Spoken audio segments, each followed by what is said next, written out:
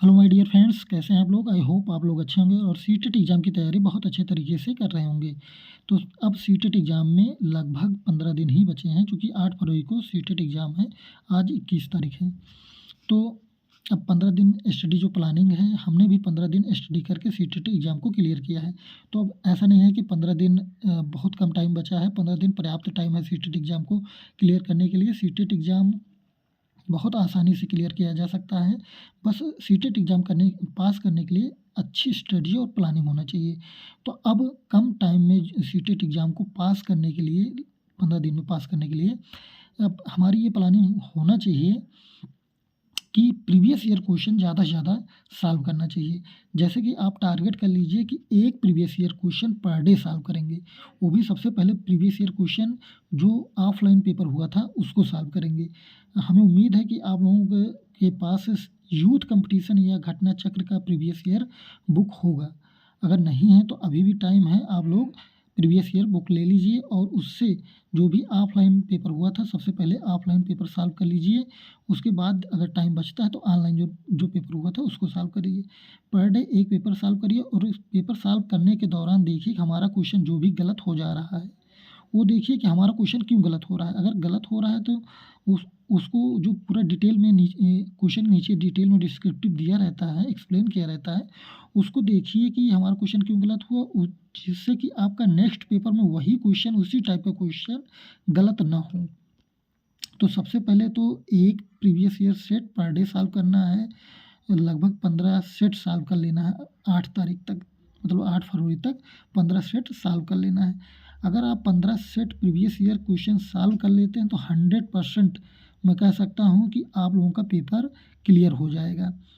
और ऑनलाइन पढ़ें या सेल्फ स्टडी करें, तो ऑनलाइन अगर कोई टीचर अच्छा पढ़ा रहा है, उसका टीचिंग स्टाइल, उसका कंटेंट अच्छा लग रहा है तो आप लोग ऑनलाइन देख सकते हैं। बस ये है कि मैराथन 10 घंटे का मैराथन ना देखिए, जिससे कि आपका पूरा दिनचर्या ही जो है मैराथन देखने में चला जाए, आप सेल्फ स्टडी ना कर पाएँ।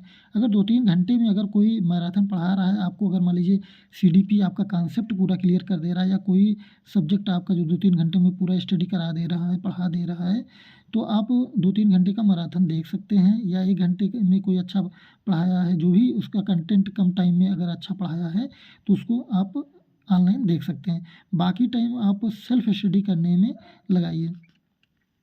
एनसीईआरटी पढ़ें या ना पढ़ें, एनसीईआरटी अभी भी टाइम है। लगभग 10 दिन जो है आप एनसीईआरटी पढ़ के अपना क्लियर कर सकते हैं।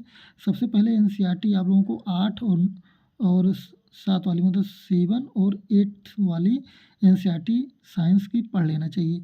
मैथ के लिए एनसीईआरटी, मैथ के लिए ज़्यादा से ज़्यादा प्रीवियस ईयर पढ़िए, और साइंस के लिए भी प्रीवियस ईयर सॉल्व करना बहुत ज़रूरी है।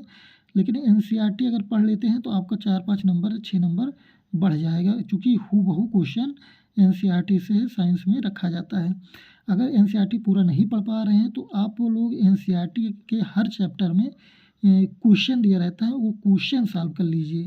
उसी क्वेश्चन को उठा के जो है एग्ज़ाम पेपर में, मतलब सीटेट एग्ज़ाम में छाप दिया जाता है, तो आपको पता लगेगा कि वही क्वेश्चन ही एग्ज़ाम में मिल जाएगा।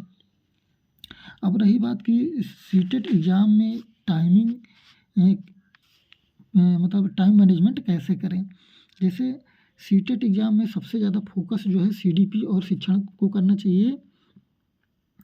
अगर शिक्षण और सीडीपी को अच्छे से तैयार कर लेते हैं तो आपको 75 क्वेश्चन, तो लगभग 75 क्वेश्चन शिक्षण से ही मिल जाएंगे। हर सब्जेक्ट में जो है 15 क्वेश्चन आपको शिक्षण से मिलेंगे।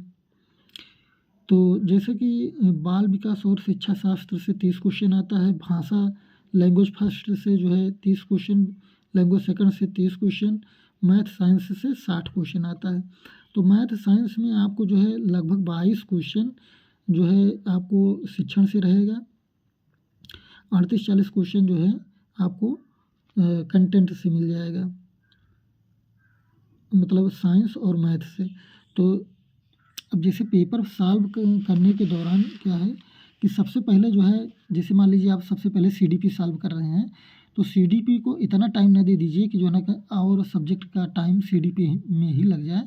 सीडीपी को 20 से 25 मिनट में आप करके गोला कर लीजिए। जैसे कि अगर 30 क्वेश्चन आप सॉल्व कर लिए मान लीजिए आप जो है 20 मिनट में 30 क्वेश्चन कर लिए, तो 5 मिनट में उसको गोला कर लीजिए 25 मिनट। यहाँ का जो 5 मिनट आपका टाइम है ये बचा लीजिए, मैथ साइंस में यूज करिएगा। उसके बाद आप लैंग्वेज फर्स्ट हिंदी है, हिंदी को जो है आप 20 मिनट में सॉल्व कर लीजिए। उसको तुरंत ही गोला कर लीजिए। गोला करके जो भी टाइम बचाए रखिएगा, जो है ये आपको लैंग्वेज सेकंड में अगर मान लीजिए यहाँ पे पैराग्राफ कभी कभी लेंदी आ जाता है, वहाँ यूज कर लीजिए। तो अब जैसे मैथ साइंस में गए आप लोग, तो मैथ साइंस में सबसे पहले आपको शिक्षण सॉल्व कर लेना है, ना कि आप मैथ सॉल्व करने लगें और जो है मैथ में ही पूरा टाइम गंवा दें। पहले शिक्षण सॉल्व कर लीजिए, उसके बाद जो एक नज़र में मैथ सॉल्व हो सकता है उसको पहले मैथ सॉल्व कर लीजिए, जो एक नज़र में सॉल्व हो सकता है। जिसमें टाइम लगेगा उसको छोड़ दीजिए अभी। और साइंस में भी जो भी क्वेश्चन आपको एक नज़र में सॉल्व हो जा रहा है उसको सॉल्व कर लीजिए। उसके बाद शिक्षण सॉल्व कर लीजिए जो भी, उसके बाद उसको अभी छोड़ दीजिए। अगर जो है लेकिन आपको क्वेश्चन एक भी नहीं छोड़ना है, सारे क्वेश्चन को गोला करना है, चूँकि माइनस मार्किंग नहीं है। तो सबसे पहले उस क्वेश्चन को सॉल्व करना है, जैसे शिक्षण का हो गया, और जो एक नज़र में मैथ का सॉल्व हो सकता है, जो एक नज़र में साइंस का क्वेश्चन आपको आ रहा है, जिससे कि ये क्वेश्चन आपको जो है लास्ट में पता लगे आपको वैसे बिना पढ़े हुए क्वेश्चन गोला कर दिए। तो ऐसा ना करना पड़े, कम से कम जो क्वेश्चन आ रहा है वो क्वेश्चन हमारा ना छूटे। ऐसे ही एसएसटी में करना है। एसएसटी में भी जो है आपका जो है बाल विकास और शिक्षा शास्त्र से 30 क्वेश्चन आता है, भाषा फर्स्ट से 30 क्वेश्चन, भाषा सेकंड से जो है 30 क्वेश्चन, और एसएसटी से 60 क्वेश्चन। तो यही जो भी साइंस और मैथ के लिए स्ट्रेटजी बताया हूँ, ये जो है स्ट्रेटजी एसएसटी में भी आप फॉलो कर सकते हैं। तो पूरा वीडियो देखने के लिए धन्यवाद। और ये अगर आप स्ट्रेटजी फॉलो कर लिए तो 100% आपका जो है सीटेट क्लियर हो जाएगा। और पूरा वीडियो देखने के लिए धन्यवाद। Thank you.